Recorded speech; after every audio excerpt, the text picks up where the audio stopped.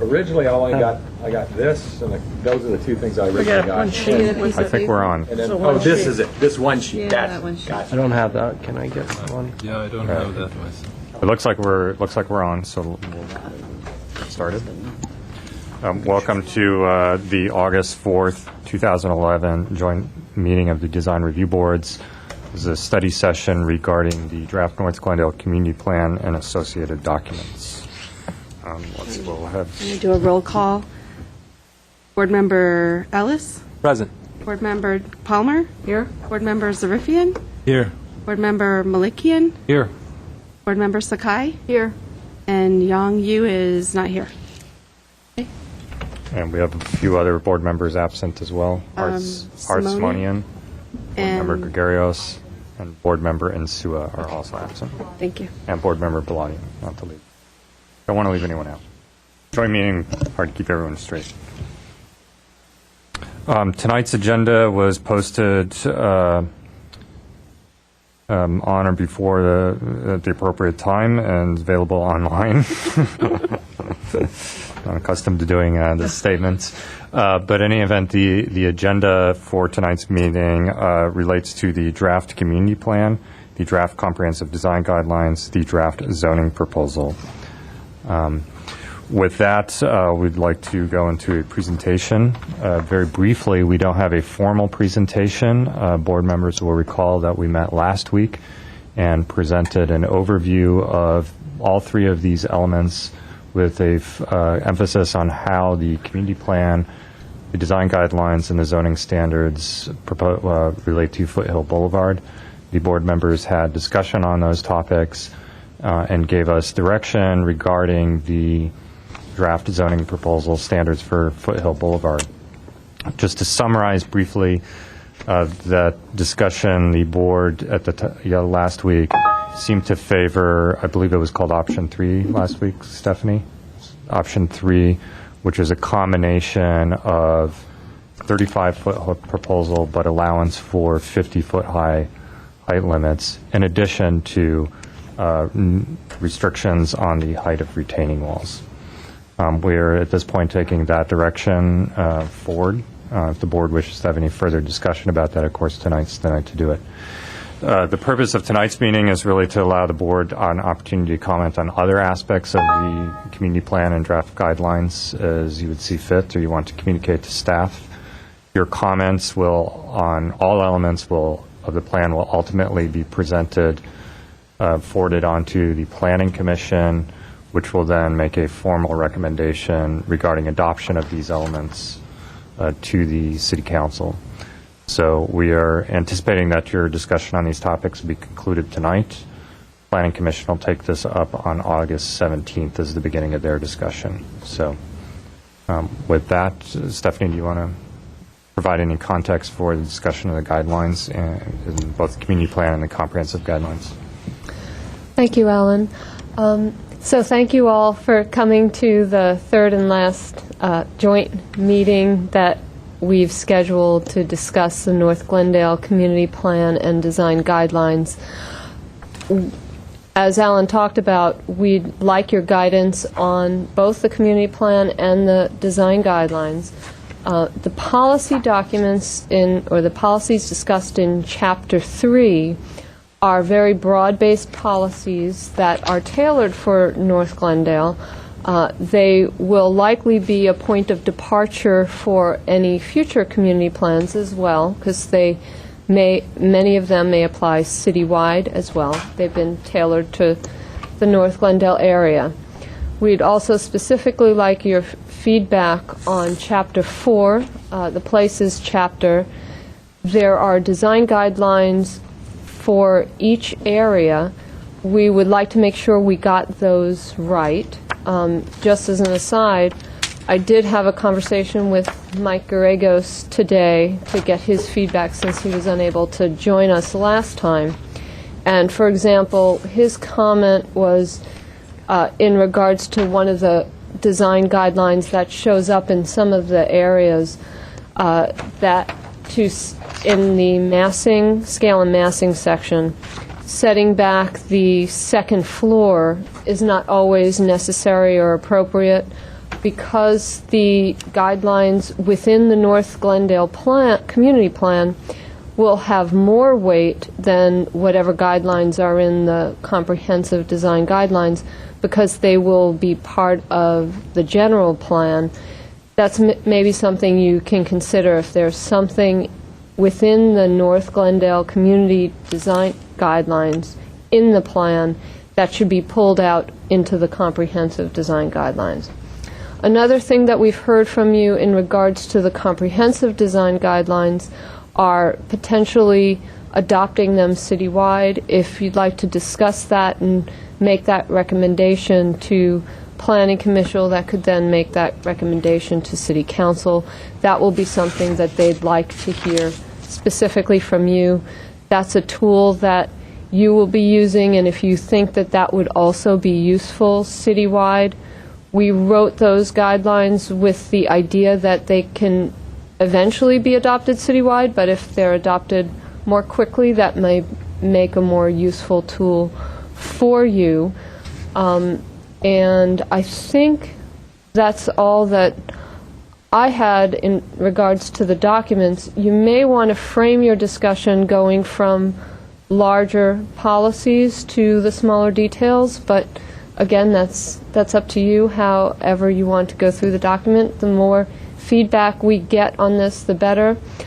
We have gotten plenty of feedback about typos and grammar. Just know that we'll correct all of that. We have lots of specialists in the planning department on that stuff. We will also add photos and captions to the photos for both the North Glendale Community Plan and for the design guidelines. No, I'm sorry, before we get started, do we want to do a little housekeeping and elect a chair? If that's okay, I'll move April as the chair of this joint meeting. I'll second. All in favor? Thank you. Aye. Opposed? I No. don't know to do the chair. I guess just go around the board and talk about your comments on the documents. You guys want to start Last time we sort of did a, a meeting? we just, as we wanted to talk, we just sort of filled in. I think that worked out really well. Okay. I had one quick I'll start. Just a question to staff. Last time we were here, we talked a lot about the Foothill Boulevard because that seemed to be an area of some concern and contention. Are there any other parts of this that there was not as much agreement with the community? Anything else jump out that might be something that we should maybe focus on a little bit? I'm glad you asked that, because there are some very specific zoning recommendations that we didn't talk about, but that are included in that one-page handout that you received. So if maybe Laura Stotler can expand on what the different zoning recommendations are. Yeah, we have in addition to looking at doing a commercial hillside zone for Foothill, we are also looking at doing changes to Spar Heights, and this would be along Ocean View on the west side of Ocean View, adjacent to the single family. Right now, the area is zone C31, which gives you a height of 50 feet that's allowable. And we're proposing to create a new height district that would be C3 Height District 4. That would limit heights to 35 feet, and it would only be along that portion of Ocean View, again, adjacent to the single family homes. And also, I think, adjacent to single family, and I think one is adjacent to a parking lot. So it's the idea is to just lower the height. We did talk to the advisory committee about that. They seem to be supportive of that recommendation. We did also have a proposal for Indian Springs. That would be from along Verdugo Road on the north side, from basically the Montrose Shopping Park to the end of the city. And we're proposing there to increase the height limit. Right now it's C2 District 1 has a height limit of 35 feet. We're proposing to make that height District 2, which would bring it up to 45 feet. That would match the heights on the other side of the street, roughly, which are 50 feet. Again, that was in a C3 zone on the other side of the street. Basically, the only difference between C2 and C3 uses are primarily automotive. C2 does not allow automotive uses, C3 does. That's the primary difference between those two zones. And And believe there was an extension of the CR zone that the Montrose Shopping Park zone to the west. That would include on the north side to Orangedale. That would be essentially, there's an office building in there. On the opposite side of the south side of the street, we're looking at extending it to Sunset Avenue, which is essentially the Trader Joe's site. So those are the only real zone changes that I recall at this time. There are a couple of, we call them zone fixes. We have 3 or 4 lots that are on Foothill Boulevard, individual lots that were rezoned years ago, and they have split zoning. So it'll be, most of them are commercial lots, and a portion of the back portion of the lots may have residential zoning of some sort. So we're looking at correcting those. So essentially that's minor changes in the zone, and those would be staff initiated. They're not initiated by property owners, but the purpose of that is basically to clean up our map. It's kind of our general policy is that we like all properties to have a single zone. It's much easier for us to regulate and for us to explain regulations to people when it's one zone. And I believe that's all. Yeah, and to answer your question more specifically, the change that we're proposing regarding the Indian Springs height limit, that there wasn't complete consensus on that. Could you elaborate a little on the overlay fence zoning? Right. As you're probably aware, fences have been an issue in Glendale for a long time. What do you do with the fences within the front setback and street side setbacks? And at this time, we are looking at doing an overlay zone that would be similar to the special standards zones that we are, special standards districts that we allow where people can do special setbacks. We're looking at doing essentially special setbacks, but only for fences. And it would allow people on a block, if they decide that the block wants to allow fences, they would be allowed to have them in the front setback. We're also looking at doing a correction that we have on some double frontage lots. Right now, if you have double fronting lots, a lot of people have put a fence up in their backyard so they can have a backyard. Essentially, if it's a double fronting lot, that makes it a zoning violation because technically you have a fence in the setback. So we're looking at doing some corrections on that.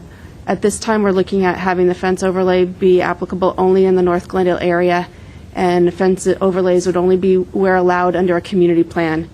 And right now, the only place that would have a community plan, at least at first, would be North Glendale. But then we're envisioning that as we expand community plans throughout the city, we would also then be adding a capability for other places to have fencing.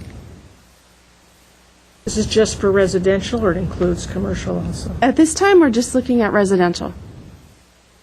Thank you. Did you want to include fencing in the, you had a question like fencing to go? No, I just wanted some clarification. It's listed on It's in the zoning. If I may, on this, just to elaborate, we did have one of our meetings with the advisory committee, a discussion regarding allowing fences.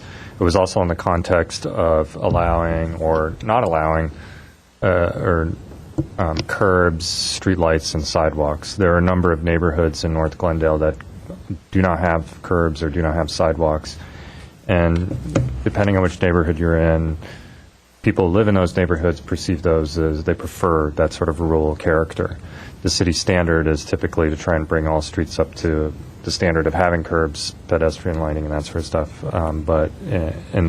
So we discussed with the advisory committee how they would like to approach those issues. And basically, they said a process that allowed neighborhoods to decide whether they wanted to have curbs, whether they wanted to allow fences, was an appropriate thing to do, and sort of on a block-by-block basis, is scale of the neighborhoods. If they chose to have curbs, then they could do that, when engineering just came through to put in curbs, or in this case, a fence overlay zone would allow them to collectively decide fences are okay in our neighborhood. So that conversation did happen with the advisory committee. And that was what we're trying to draft is reflective of their recommendation. I think that's in the plan. You say this is the neighborhood vision, but they don't have the curbs or sidewalks. It's sort of included in there to say that's what what exists. I think that was described pretty well. And you had asked us about our feedback for Chapter 4 that describes each of the areas, and I think that's one of them that just stands out, is that within each community they have their own somewhat unique qualities, and that to me came across in reading this. And it was vague, it was general enough where it left room for more play later on, or the community to decide what they wanted to do with their own individual area. I felt that was successful. Back on that.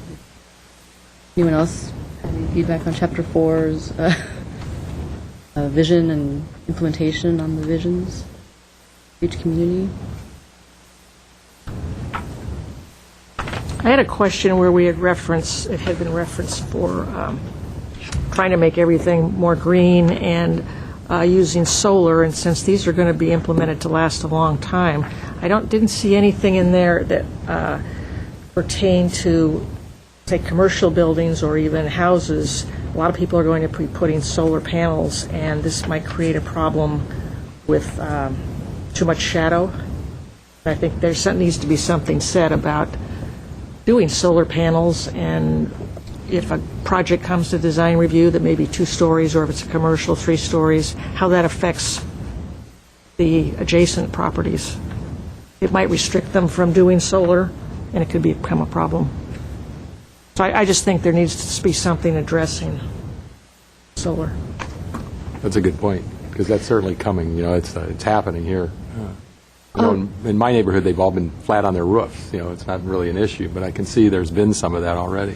Well, there are a couple of issues that we're hearing. Just to clarify, there's state law that prevents the Design Review Board from commenting on solar panels.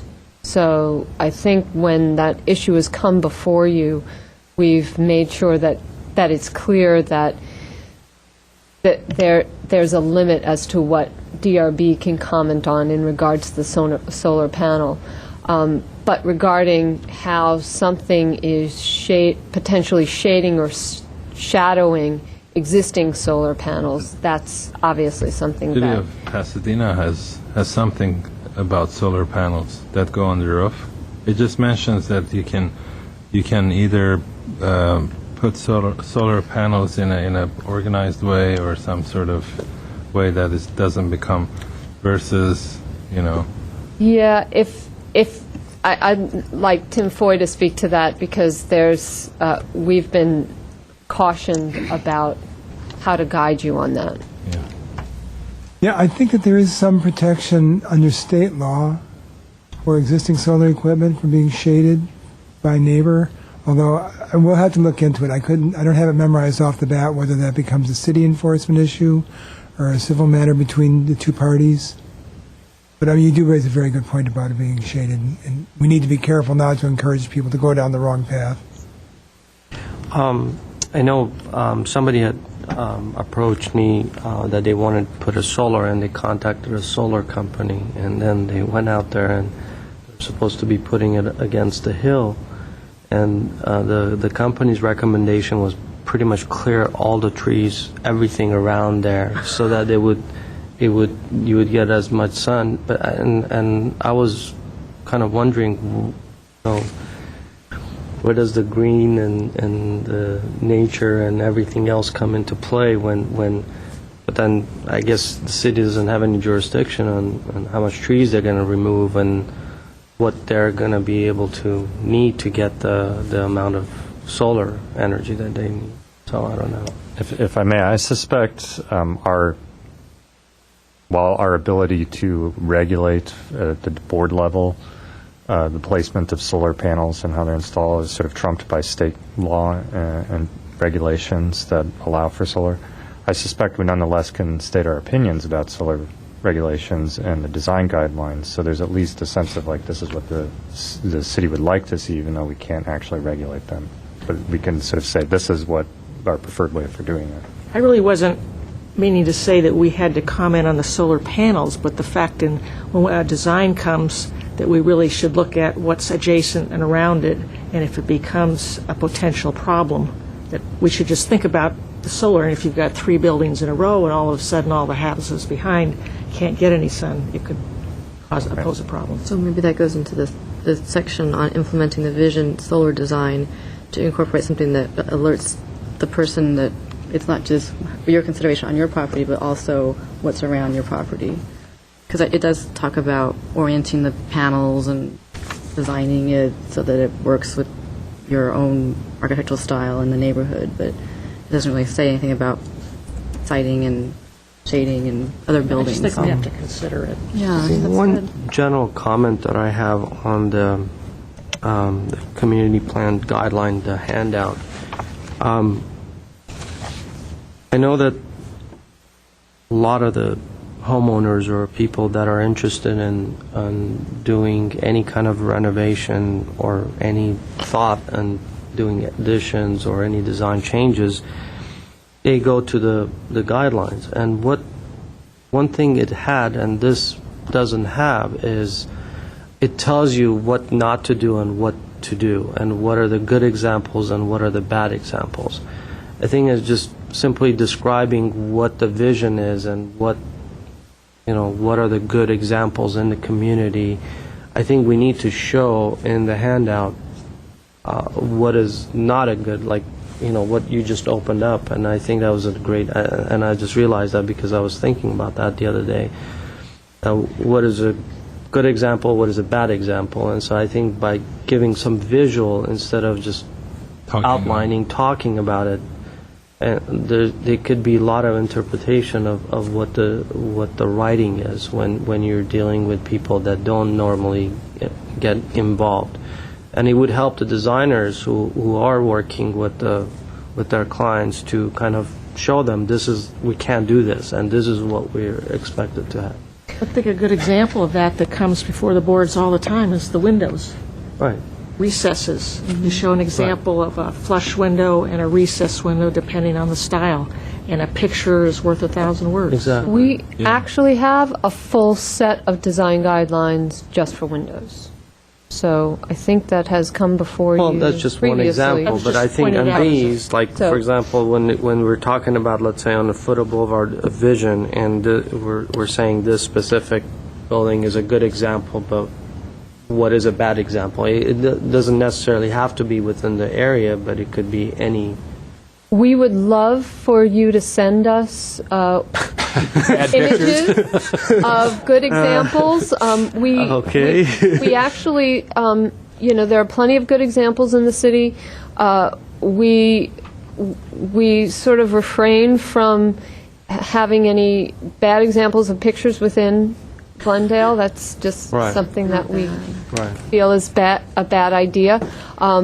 So it's not so easy for us to get, for every example, a bad and a good example, but certainly we could use your recommendations as far as projects for good examples, and whatever is outside the city that's a particularly bad example that you'd like to So share there's with a us. lot of them out there. We You're don't not have allowed any? to nominate your colleagues on the projects.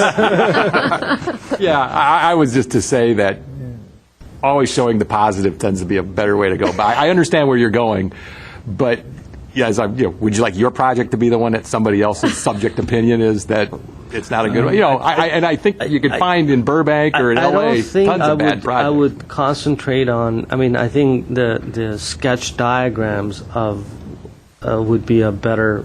Right. Better. Yeah, I see where you go. approaching. Right. Yes. You're not Yeah. kind of saying a certain project is a bad. I Yeah. think some sketches would be a better. If I may, I think when we drafted the guidelines and the community plan, we did try to make a strong emphasis on the vision and the positive, where we want to go, as opposed to what we want to avoid.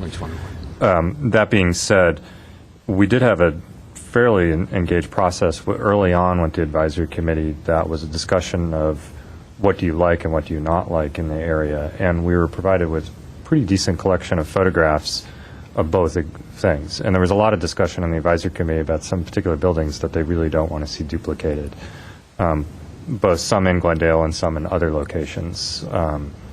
There's a lot of bad examples that were provided in Foothill Boulevard that are in the Sunland-Tahunga area or in the county that would be perfectly safe to put in. So I think actually we could lean on some of that information since it came from the advisory committee that helped formulate the kind of design policy that you're seeing. So, Just a thought. and they could be simple examples Right. of this is not a good way to be interfacing between commercial and residential, or this is a good example of how to do landscape buffers. So we can lean on some of that. Yeah, for example, the issue of the solar panels on roofs, there are two pictures. One is showing haphazard placement of these panels. They become such an eyesore. We're not saying anything against them as far as placement on the roof, but there's a good way and bad way of doing it. So if you show two pictures quickly, is understood that anything that's connected to the building becomes part of the design of the building. It's not against using panels, but it's about an aesthetic approach versus non-aesthetic, or a bad way of. Has the state, though, stepped in and said, no, I'm sorry, you can't look at that, you got to let them build whatever they want? The State Solar Act says that you have to be able to have the panels be within 20% of their maximum efficiency and 20% of the cost. So you can't say you put so many panels here, you can't see it from the street, et cetera, but you have to comply with their efficiency standards. I would wonder if the state will say anything about the aesthetics of panels. They will say how much you can use, but we need to be the ones to say. I think Mr. Foy would like to. Yeah, I think you're absolutely forbidden from even addressing that subject. We can't even talk about it. But how come the city of Pasadena can't talk about it? I don't really comment on the legality of other cities' practices. No, it's We'll check, but that's my understanding. just very interesting. Was that we pretty much had to allow it. But we could potentially put in some language in the guidelines that said, he was saying, if solar panels are going to be included, they should be considered as part of the overall design. Now, you may ultimately not be able to comment on those or regulate them when such a project comes to the board, but we could probably express that opinion in the guidelines so that the point of view is there. And then all the other aspects of the project, such as landscaping and so forth, are within your purview. I'd like to note that at 6 o'clock, Board Member Insua has joined us. Thank you, Mr. Insua. Welcome. I had a comment on Spar Heights, on the street, I guess, openness of the street planning, the business district in Spar Heights.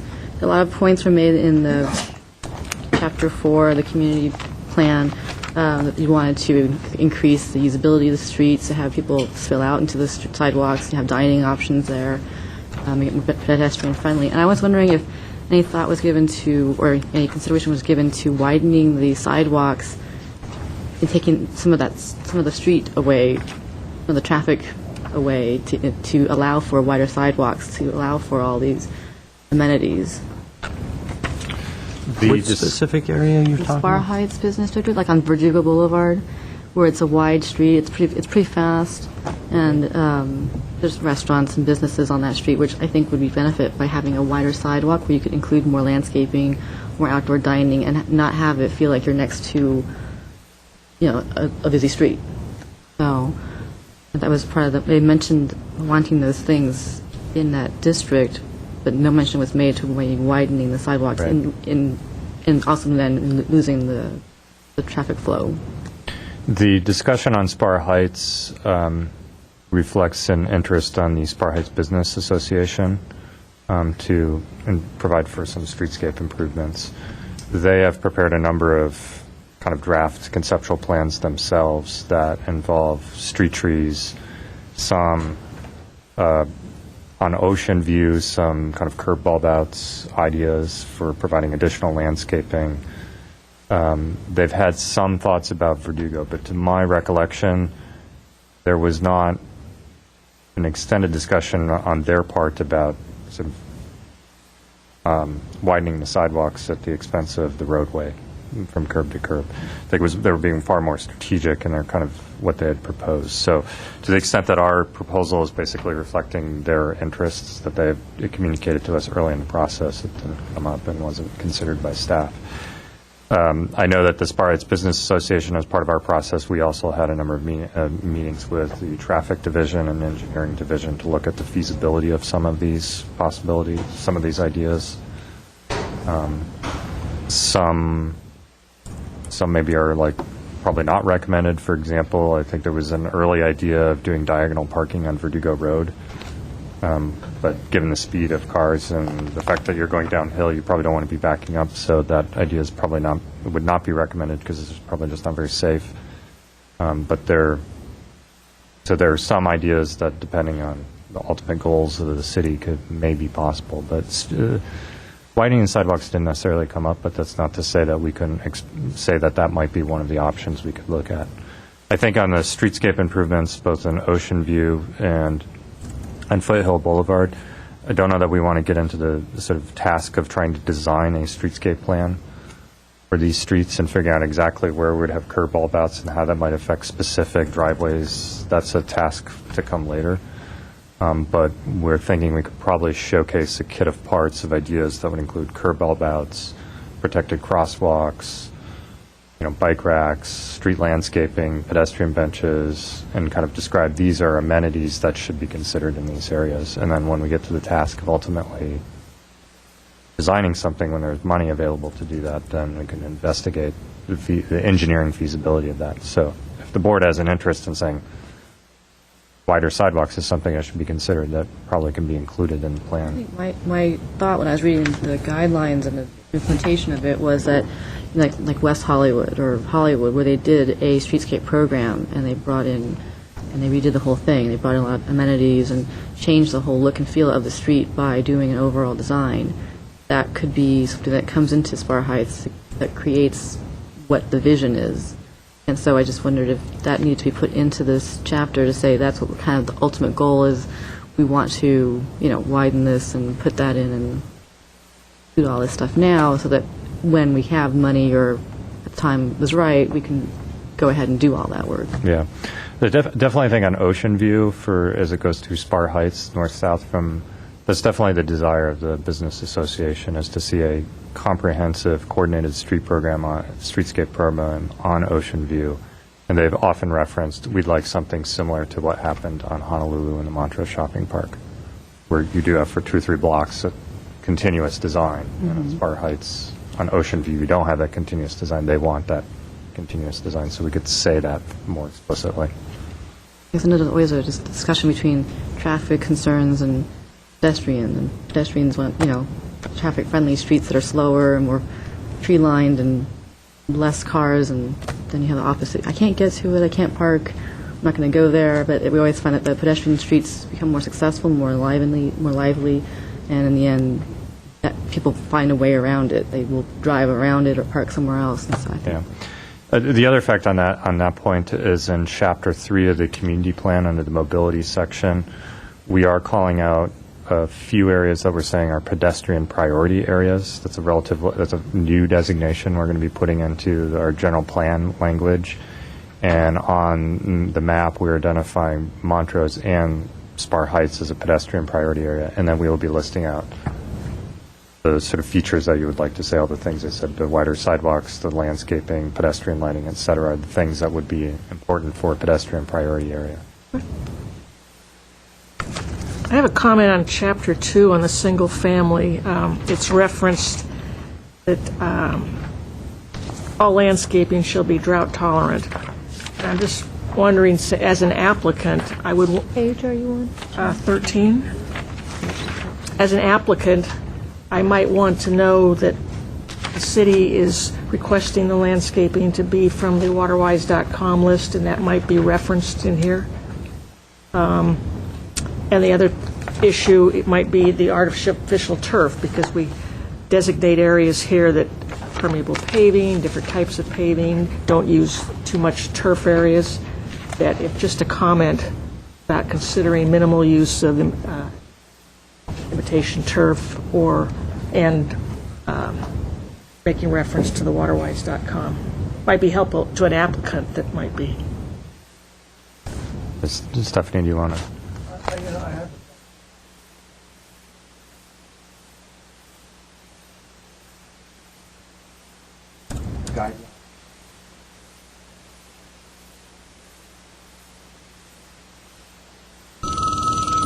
mic on. Your mic. For me not to be heard. So one of the things that we as design review board members are being given as tools to ensure the compatibility of neighborhoods and stuff about the physical structures, buildings and fences and all the stuff that are permanent structures, if you will, to maintain the continuity of neighborhoods. One of the things that I've thought about is that when we start saying that we want to implement and support drought-tolerant landscaping, that's fantastic. We all want to be sensitive to water usage. But that has a significant impact on neighborhoods, established neighborhoods. I live in an established neighborhood that was built in the mid-20s and early 30s, in which the landscaping is indicative of the architecture. Hedges, front yards, front walkways that meander, and landscaping and irrigation and all that. And I'm a little distressed, a little bit, that we want to implement drought-tolerant landscaping. That's fabulous. But that in itself is going to change the character of neighborhoods long-term. And do people want that? I mean, I want to, and I'm sure all of us in the whole community want to be sensitive to our resources. But at what price? I personally would not like in my community, in my neighborhood, my immediate neighborhood, to have a radical change of the established landscaping that has been put there. The trees on the parkway, the trees that have been there, and they're being currently replaced by new trees and landscaping and all that stuff. Just a thought. The last thing I would want is my next door neighbor to put in succulents, a lot of hardscape, a lot of gravel, a lot of drought-tolerant plants, which are not part of the landscaping fabric of that neighborhood. And I'm not the only one who says that. In my community, as we all who live in Glendale hear that. So I want to be cautious about rushing to saving our resources, which we should all save, recycle, and reuse. But at what price? Because I don't want those critical areas to change as a knee-jerk reaction to something that's happening today and long-term, and then find a community that when you drive up and down the street, you have a hodgepodge of landscaping that is not the fabric of what's already been established there. We should be cautious about that. Well, I understand what you're saying, but I think it's a matter of education. There's plenty of plant material that can still look like your neighborhood. I'm not saying it would be exactly, and maybe less long, but there is thousands and thousands of plants that can be drought tolerant, and if they're applied to the architecture and to make it look like the rest of the neighborhood, we can still come from the same drought tolerant plantings. I think it's a matter of education. I'm afraid that even an uneducated architect concerning landscaping would probably think, like, oh my gosh, we're now having to do succulents and all that. Education is the key here, because most people would probably think, oh, everyone's going to be doing ecosystems, and now we're going to be doing a lot of gravel, and we don't want that. Education. Just as an aside, until just a couple of weeks ago, the state was in a drought, officially in a drought, and the city kicked in our water conservation ordinance, which requires use of drought-tolerant planting, and we use Be Waterwise. We use a list from Metropolitan Water District that's on bewaterwise.com, and that's part of the code, actually. There is also another state law, SB 1818, which we are trying to find a really usable way of bringing that forward to council so that we can implement it. Part of the reason that we wanted to have something in the guidelines to alert applicants for use of drought-tolerant materials is so that they start looking to design with these materials early, because for the most part they are required. Maybe the operative word would be all landscaping shall be drought tolerant while ensuring the compatibility of established neighborhoods. I think that's Excellent. should have just said that. I didn't think of it until we had our great 10 minutes senior- at his lecture. I'm sorry, I didn't think of it until our senior planner just said something. I'm wondering, I'm wondering as well on that topic if it's feasible or if it's be possible to find examples of different kind of character, different landscapes.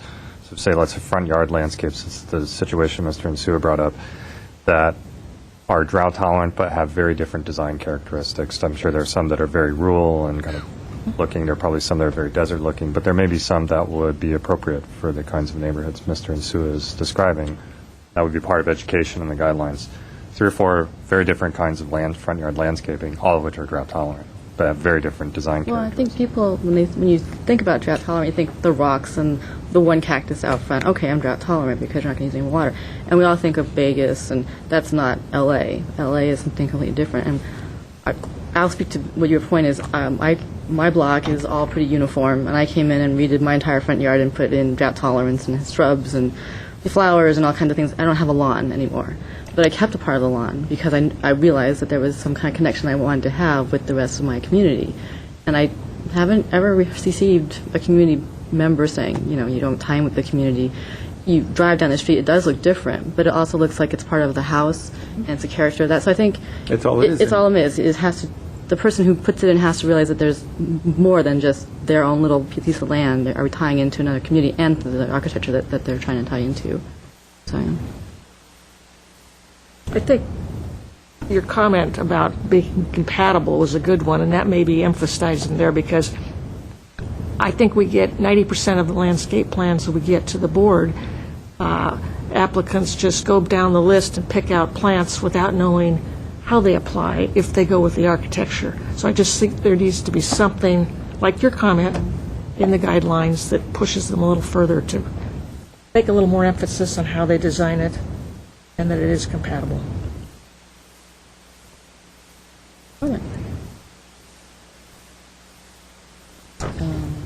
always goes back to compatibility. Well, we're actually looking for a slightly different way to describe that, so we may not be using The the C word. compatibility word quite so much. If you add the word to everything, it will be just fine. It could enhance the look of the community. No, move forward. Just an FYI, I tried to do a search for that. Tried to not use that word so much. Articulation is also a word I tried not to use so much because the words that get overused are challenging then when we look at case-by-case applicants. I have a comment of mine in the comprehensive design guidelines. I always get the names mixed up. Chapter 5 on outdoor space for multifamily, residential, and mixed-use design guidelines. The point was made about open space in their courtyards should be visible from the street. I'm on page 50. When I read this, I kind of knew what the point of it was, that we wanted to create a outdoor space where residents and people who are using this space could go and, you know, get fresh air and light and all that sort of thing. But I don't know that we necessarily need to put in the guidelines that there has to be visible from the street, an opening that's encouraged to be at least 12 foot wide, the fences and gates. I'm not sure if that all specifically needs to be in the guidelines. So I'm not sure if it needs to be or any. I think when we get restrictive as to sizes, foot distances, or like 1-inch window recesses, that we are so restrictive that I think it leads somebody to maybe wanting a variance. And we're trying to just use this as a guideline. And with some sketches, like Alan said, and some sections and things to get the point across and not necessarily put down the actual distances and sizes. I like the idea of the other points where it said, you know, common open space will be a size, scale, and proportion to maximize benefits of light and air. That we're trying to achieve, yes, but does it have to be visible from the street? Does it have to be 12 foot wide or larger? I kind of feel like that doesn't need to be in there. Yeah, I have a question. How do you come up with the 12, the number? I mean, I can't figure it out. Where does it come from? Complicated form. This This piece was actually written for larger scale buildings where the entrance to the courtyard is a mechanism to start to break up the massing, in all frankness. So that may not be appropriate for comprehensive design guidelines. But where there is an entrance from, where there is a larger scale building, that kind of entrance and that kind of transparency to the gate does help break down a larger scale building. I believe this language is either, we've looked at different other cities' guidelines, City of Long Beach, also City of West Hollywood, to learn from other examples that are working. So we try not to use any arbitrary numbers. We try not to make up any numbers that you see here, but we have heard the comment in, I think, the first joint meeting to remove some of the precise numbers, and we'll go ahead and do that. We would like your guidance on whether or not to keep language about sense of transparency and openness. Would you like us to remove all those numbers as well, like 50% open for a gate or fence? Would you like us to remove those? Well, I think you brought up this is about if it's for a larger building and you're trying to get people into a larger space, that needs to, where's the entrance kind of question. That visibility and visible from the street is important to talk about how you would get somebody to see the front door. So maybe that needs to be added to something like this. But I don't know that you need the 70% visibility for the fences and gates. And how does one person decide how much fences and gates and what the visibility is when the idea is just that we want to get it visible to the street so someone knows how to get into this building. It's not one long continuous structure that is too massive on the street. Does it need to be there? That's my. So what you would propose is just having it say something along the lines of open courtyards and entranceways should encourage, not giving any kind of guideline to that? I mean, I'm kind of understand where you're going, but then I think all of these rules end up being the minimum. And if the minimum doesn't tell you what you want to have it open, my idea of what's open and your idea of what's open could be, 5% visibility and 95%. That's where the sketches and photos come. Right. Yeah. But aren't you trying here to give the applicant a chance to kind of get an idea where they want to be, as opposed to just telling them, I'm sorry, I just kind of... What I'm afraid of is that with a lot of these dimensions and specific sizes and numbers, what we're doing is we're telling people what to design. Right. For We'll design to example, 12 feet if you tell 12 feet. And we're designing at Right. 12 feet, or that 1-inch recess, or the 12-foot, or even the 50% opening. I think it needs to be stated as more in a broad sense rather than specific dimensional sizes, because people tend to specifically go to numbers, and they're much easier to visualize with numbers than just statements. And that's why we are here to see and interpret the guidelines with what they've designed, and I think that's what we should do.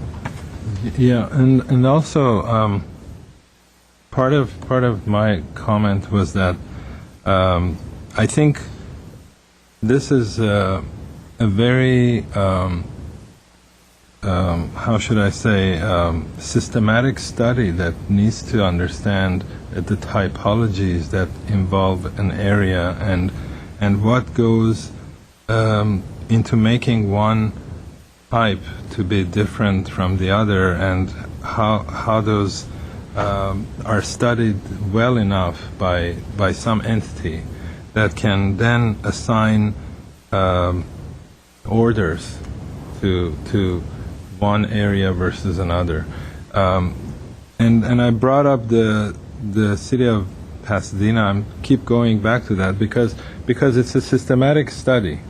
I think what we're doing, and some points I feel like I'm not the expert even to comment on that, because I'm not a city planner. We might take some numbers out of some part or another. But I think I'm afraid that we might start doing some of these in somewhat of an haphazard way that may, in some cases, might be effective, in some cases may not. You know what I'm saying? So I sometimes I feel like I'm not the expert to even comment on that, because who knows what 70% is, but maybe if we say 50% is the right answer because of some reason that only can be understood if there's a way of systematizing the study so that we can make it a very logical progression of thoughts. So But there's some I kind feel of that background, too, that why it's 50%, why it's 70%. Is it because Yeah. enough air gets through or enough light gets through? That's why that number's there. it's hard for me to Right. understand it, because even if some cities do it, it's interesting to know why they arrived at such numbers and what those numbers did for them that may be good for us or not. I don't know. So in some cases I feel that I'm not probably the expert to comment on that. I'm being very honest about it. Well, just a couple of inputs for why we've included the numbers that we have. In guidelines, you really never have to go for a variance if you vary from this or that number. To have some numbers in when there's an issue of particular importance, such as, say, transparency along a pedestrian-oriented street.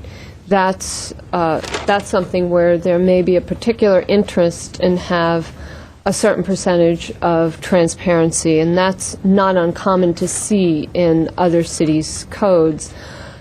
The more specific you get in the guidelines, the more easy it is for the applicants to have an understanding of what the intent is, and it makes it frankly, it's easier to implement for you to communicate to the applicants through the document. So ultimately, these documents are tools because they're guidelines, especially the guidelines. They will be your primary tool in working to the applicants. So what do you want them to know before they meet with anyone? Before they meet with anyone on staff, they'll likely go to the internet and see what the guidelines say, so that before they put pen to paper, hopefully they'll have a sense of what it is you're looking for. And the more information you give them, the more they'll have a better understanding of what it is you're looking for. Sorry to keep going back to number 5 on outdoor space, but I think your point was that you wanted to get the visibility to the street. Maybe that language goes in here where, like, number 8 says partial courtyards are open to adjacent parking lots. This is a requirement that we have specifically for that condition. Number 5 could say for large buildings over 100 feet, because you said that before in language, we'd want to have the entrance be visible to the street, and maybe open space is, I don't know, right terming, because open space to me sounds like the courtyards, and then that's being used a little differently, so it needs to be described better what the open space is, and that's what your point is, visibility to the... Okay, so clarify the intention. If there is a number, so that it may be okay to keep some of the numbers in as long as there's a logic to it and a clarification to it. Right, because I think the 1 to 2 inch setback for the windows, you all kind of agreed that makes sense. You've given a shadow line. It's a number that people look at and go, okay, I get it, I know what to do here, and so we can say, okay, your building doesn't qualify because or it doesn't look good because it doesn't have 1 to 2 inches of setback. They go, oh yeah, I read that and I didn't follow it. Actually, that was a opening. specific one that Board Member Malekian pointed to and said, take the 1 or 2 inch out. I So think it should come out, too. And this is where I think you can eliminate some of these by having good sketches, sections, and photographs to go along with, I think, the... So isn't that the same thing? If you're going to show a sketch with a 2-inch or a 1-inch, you might as well just say You it. don't have to but you're you're just just saying, showing- showing that there's a showing setback. setback, right. Right. If I may, I think one of the things I'm hearing is that the board would like to see some of the intent of these they're not regulations, but the numerical guidelines sort of enumerated a little bit better. So, for example, on the windows, I think Ms. Kaiser said the intent of having this 2-inch recess is to provide the shadow line and the sense of depth. That could be the guideline, to provide shadow line and a sense of depth, for example, by recessing a window 1 to 2 inches. Well, you can even take the number out, because if you're Right, saying, or people are going to by get, oh, recessing I the did it 1 window. inch and that should be fine. We say, oh, that's not enough, because in your case, it's the windows, whatever condition, doesn't make a difference. And you need to do 2 inches or 3 inches. That might not go with the style. For of house. example, if you Right. say rooftop mechanical equipment should be screened versus saying rooftop mechanical equipment should be screened by a 10-foot screen, maybe the 10-foot screen will be totally irrelevant or something. A 50% visibility. Yeah, 50%. Yeah. Maybe Maybe you need doesn't- more, maybe you need less. Over the years, we have found that when people are building multifamily residential or mixed-use developments, they're focusing on the program. They want to achieve a particular program milestone. Often it's driven on the financial, for lack of a better word, nut to make that project make sense. So they're looking at it on habitable space. How many units can I put in? How does it work? And then they start thinking about, well, how does it fit on the site? And then the last thing they do is think about the open space. And all too often, open space is a calculation of just adding all those multiple spaces, often in the rear. And then they say we've achieved our square footages of open space. But when you look at the overall design of the project, it didn't meet the measure, and the spirit, I should say, the spirit of the intent. Obviously, when we read this thing, the spirit of the intent is to create a multifamily or mixed-use project in which openness, translucency and visibility between the public space and the private space is there. So we're not creating boxes with long corridors, which are hard to achieve, as we've been looking at over the years. When you take a single-family 50, 75-foot lot, it's going to be a long corridor with an alleyway on the outside, and then they add it up. So if the intent is to create a more open space, and we're saying specific square footages, we're going to find a lot of developers who will say, I can't, although it says it's encouraged, they're still going to go back to that old program. There's no way I'm going to be able to get a 12-foot wide visible space because, that's already, a fifth of my lot.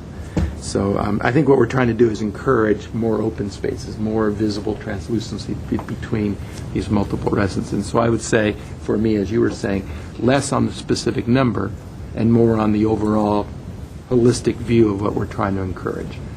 Because I think it's going to be it'll be like, well, we can't meet that, so projects are dead and we can't do it. And then you guys will be working harder than you ever have to try to work with developers to try to make it work. If I may, I think the boards here are aware that you would not need a variance to deviate from these numerical standards because these are guidelines, they're not code sections. So you don't have to worry about that standpoint. And if I may, I am a little bit in sympathy with Stephanie's dilemma of, having to deal with, a lot of people who aren't as accustomed to designing houses at all, or if they do design, even if they do design regularly, honestly, they're not up to the level of the people who are sitting at the board right now. I mean, if everyone, I'm not saying this to butter you up, but you guys got here because you are the best designers in Glendale, and if everyone was of your quality, we wouldn't need to, Stephanie would have far fewer headaches. So what we're hearing is that wherever we have a number, we will remove that number from the guidelines and augment that with a clear version of what the intent was so that we get what we're asking for. So it does seem like in any of the cases where there aren't that many numbers in here, so in any of the cases, I think you've probably pointed them out, all of them out by now. So it doesn't seem like you necessarily have an issue with the intent, but that the intent should be better described.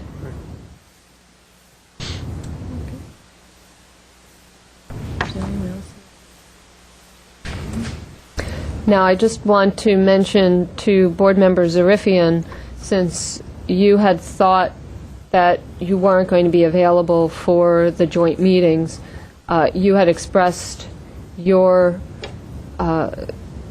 comments to planning staff, but because last meeting we really focused on Foothill Boulevard, we didn't advance your comments to the board. So if there's anything you'd like to include, I just wanted to mention that. As I mentioned in talking to Board Member Gallegos, he had a particular concern about the piece that shows up in the massing sections of some of the neighborhood, for some of the area descriptions, and also in the comprehensive design guidelines to consider setting back a second story. So if the board members have a similar concern, we can reword that to talk about looking at a three-dimensional solution rather than describing that particular solution. I think again, it goes back to intent. What is the intent of saying you don't want it right up to the front, or you want it set back? Because people are going to say, well, how much setback, and which one part is set back? And if they understand the intent that you're trying to achieve with, the second story being set back or not set back, that might be easier when the applicants go through the process of design and we see the end result and say, well, this doesn't really meet that intent because you're clearly not matching anything else in the neighborhood, or it casts a large shadow, or whatever the intents that you're saying, we'd like you to achieve these intents, and we're saying that design doesn't do that. So, for example, there are some of the neighborhoods in North Glendale where a lot of the buildings have a horizontal sensibility to them. In those neighborhoods, we'd actually it would be really helpful for us to include in the design guidelines, consider setting a second story back, because that will help us get that horizontality, for example, in Whiting Woods. Yeah, if you explain why, that's the good part in the way you can help the applicant to understand the reason. Because I remember when you mentioned, one of the things that I liked about the guidelines, the way the language was used, was describing or talking about the concept of a building, which is a very sort of architectural way of talking about it, rather than kind of put it in a way that non-architects should understand it, because we expect the applicants to be architects, so it's better to talk in a very architectural language. And I remember that I said one of the things that we notice a lot is that people think that the board asks them to break the building up into as many pieces as they can, to the point that the concept of the building as being this very simple block is completely lost.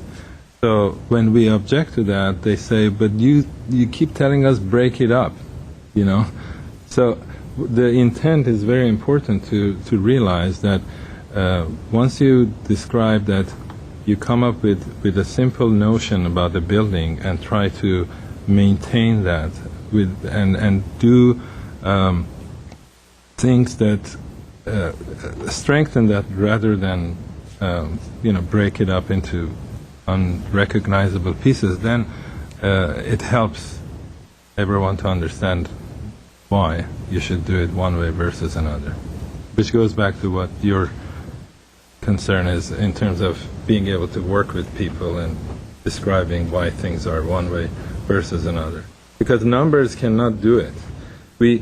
I've seen so many people, and I know that architects meet those numbers and come before the board and they say, but I've met your number. This is what it says and I've done that. Why do you object to this? But, we keep telling them that it doesn't do what it needs to do.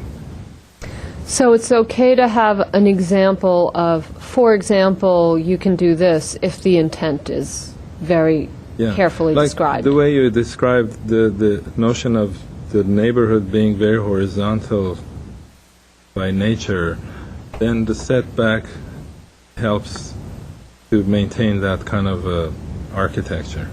Okay, that's helpful. Yeah. I just want to go back to Foothill for 1 second. Sorry.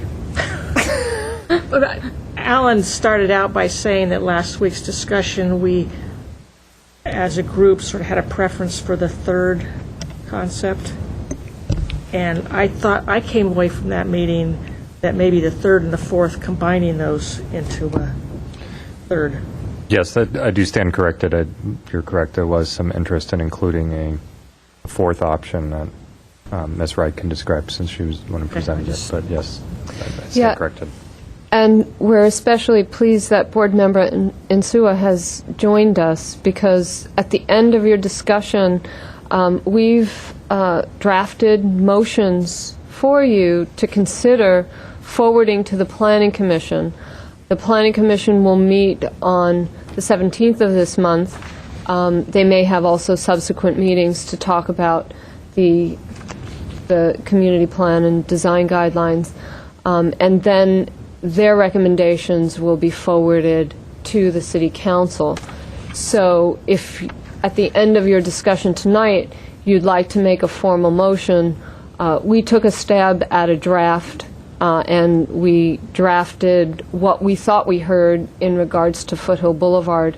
I think that might be the last page in your packet of motions. So we will obviously revise that in any way you direct us. Those are just for ease of use. Is that last motion mixture of what we talked on the fourth? That was the fourth option? That's, okay. yeah, that's what we heard. I That didn't read that. Okay. Yeah, okay. I have one simple comment on the guidelines. I think it would be a little clearer if there was just a content page in the front saying chapters 1 through 5, what they are, because sometimes people will look at that and see just the first one and think it applies to all designs. So just a sheet saying 1 through 5.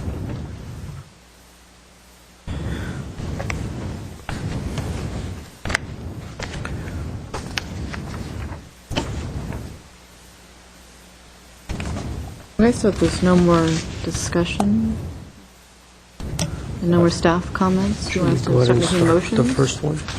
If I may, just so it's clear for Ms. Sakai, do you have any cards, speaker cards, wishing to discuss this item before the board entertains I motion? do not have any speaker cards. But thank you for asking. In case the community wanted to come out. So I guess staff has prepared some language for us to guide us in making motions, sent to the Planning Commission. We want to just go ahead and fill in the blanks. You know, I'll move the first motion, that the Joint Design Review Board recommends the Planning Commission recommend adoption of the North Glendale Community Plan, and forward comments as follows. And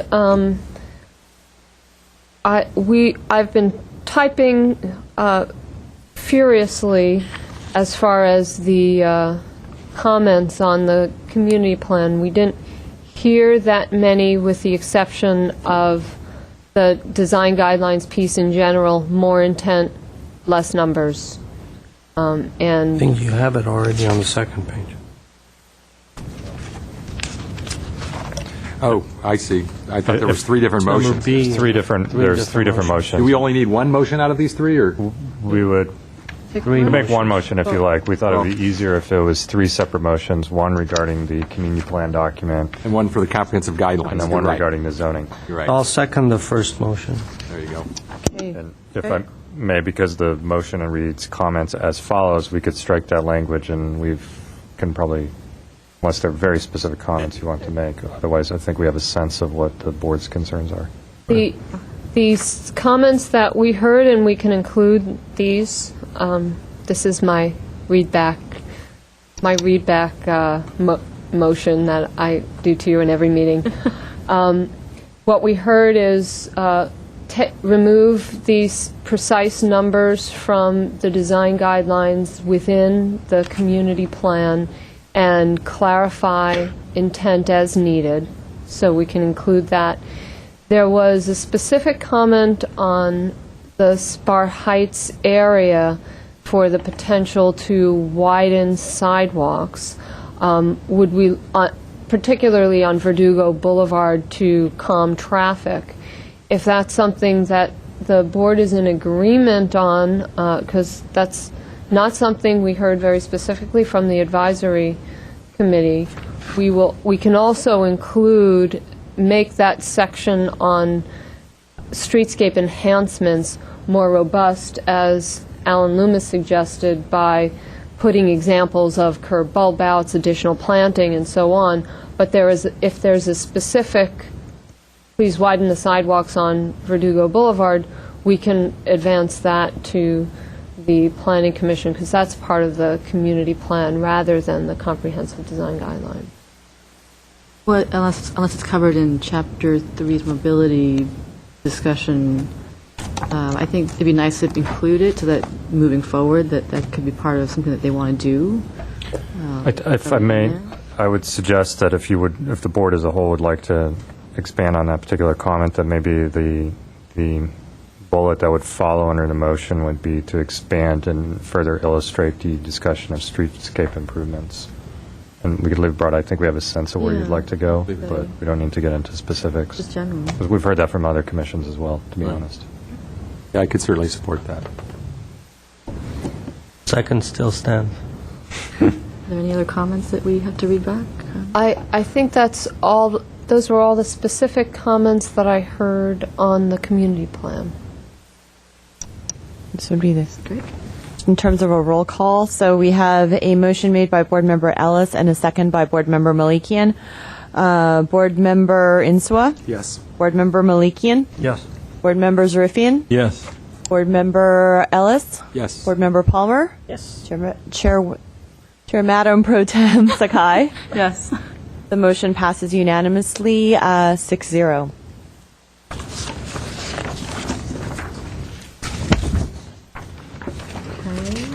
So the second one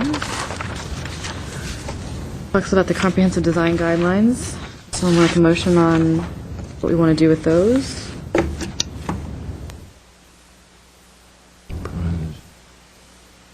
I'll make a motion to approve with for consideration. I'll second that. I've got a question, because this is a development process, even though I'm very much in support of it and will be supporting it. Can we continue to contribute comments and stuff after the vote? Because as I was reading it, I found some areas that I had not caught before that I wanted to tweak, like a language here and there. Absolutely, you can Great. forward us your comments. Send him an email. Again. Yeah. What's your email? And for that motion on page 2B, when it says remove references to precise dimensions for additional design flexibility, I would suggest to also enhance intent in those areas. Good.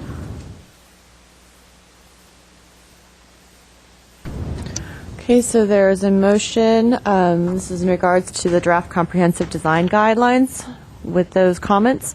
Motion made by Board Member Malikian and seconded by Board Member Zarifian. In terms of a roll call, Board Member Insua? Yes. Board Member Malikian? Yes. Board Member Zarifian? Yes. Board Member Ellis? Yes. Board Member Palmer? Yes. Chair Pro Tem Sakai? Yes.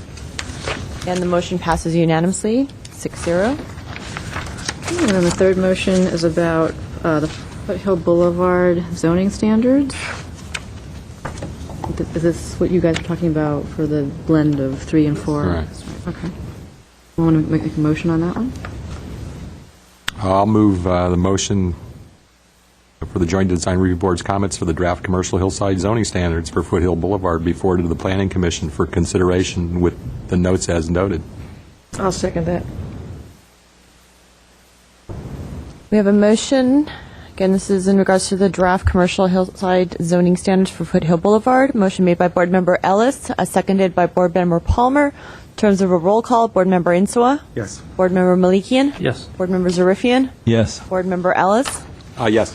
Board Member Palmer? Yes. Chair Pro Tem Sakai? Yes. Again, the motion passes unanimously, 6-0. I have a question. Did we have to do anything about the Foothill Boulevard in the Indian Springs area?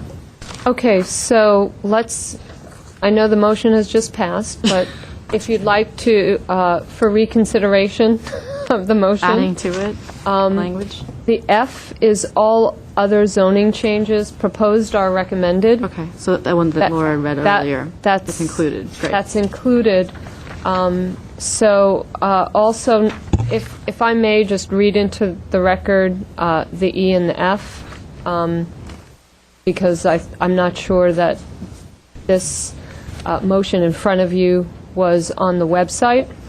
For Foothill Boulevard, allow 50 feet in height for 30% of the building footprint at the front half of the site, with the remainder of the building to be 35 feet high.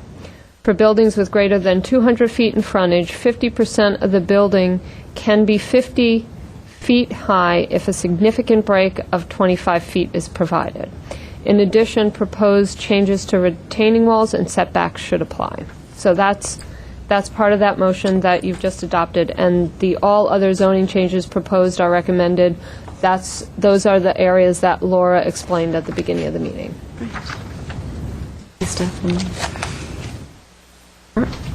So that's it. We don't make any more motions. I guess meeting is adjourned.